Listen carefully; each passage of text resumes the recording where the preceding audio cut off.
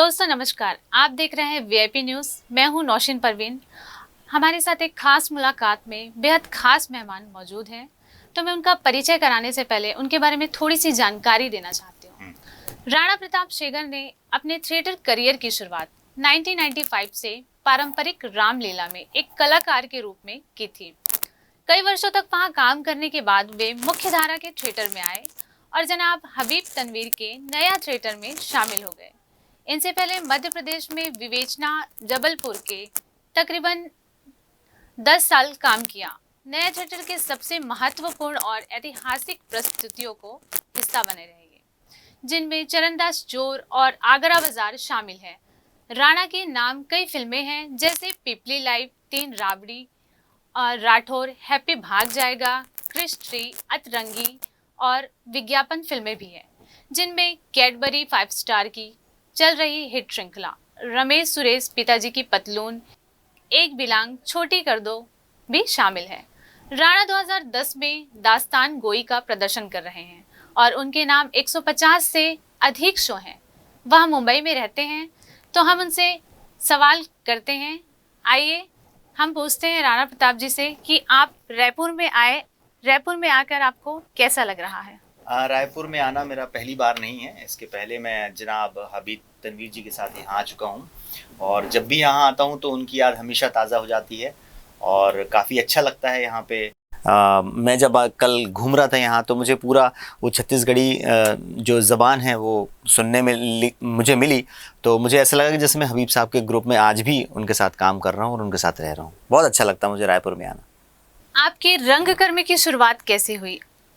मैं बेसिकली मध्य प्रदेश जबलपुर से हूँ। जबलपुर में मैंने काफ़ी पहले रामलीला, नौटंकी, ये सारे शोज़ किए हैं। फिर उसके बाद रंगमंडल विवेचना जो है उनके साथ काम किया है और फिर बाद में जनाब हबीब तनवीर जी के साथ भोपाल गया, फिर वहाँ पे कुछ थिएटर किया और फिर तकरीबन वहाँ मैं तकरीबन 8-9 साल काम किया।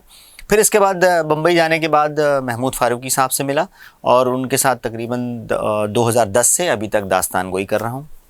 राणा जी, हम आगे जानना चाहेंगे कि आपकी हबीब तनवीर जी से मुलाकात कैसे हुई और आप उनसे कैसे जुड़ गए? उनका एक शो हुआ था वहाँ चरणदास चोर जबलपुर में, तो उसको देख के मैं बहुत मुतासिर हुआ और मुझे लगा कि इनके साथ काम करना चाहिए। तो फिर मैं जाके उनसे ज़िक्र किया कि सर मुझे आपके साथ काम करना है, तो उन्होंने बोला भोपाल आना पड़ेगा।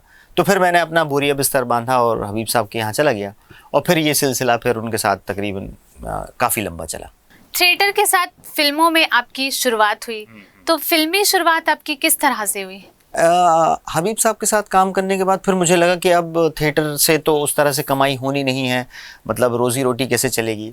तो फिर मैं बम्बई का रुख किया और बम्बई में रुख करने के बाद वहाँ थोड़ा बहुत स्ट्रगल किया और फिर छोटे मोटे काम मिलते रहे। फिर एक जो बड़ा काम जिसका नाम कैडबरी 5 स्टार है, उससे मुझे काफ़ी नाम, पैसा, शोहरत वो सब मिली और फिर इसके बाद छोटी छोटी फिल्में थी, Peepli live, rowdy Rathore, Krrish three, zero, happy Bhaag Jayegi, अतरंगी रे, तो ये सारी फिल्में जो मेरे हिस्से में आई हैं तो उसमें काम किया। कुछ कमर्शियल थे और भी थम्स अप का एक ऐड था जिसमें सलमान खान थे और बिरला पुट्टी और भी बहुत सारे हैं ऐसे छोटे छोटे काम जो किए हैं मैंने बॉम्बे में।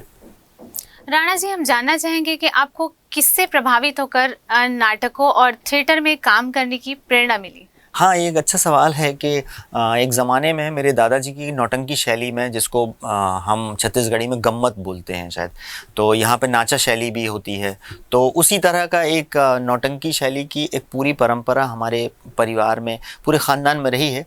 दादाजी, मैं बात कर रहा हूँ 1964 की बात कर रहा हूँ, जब दादाजी ये कंपनी चलाते थे।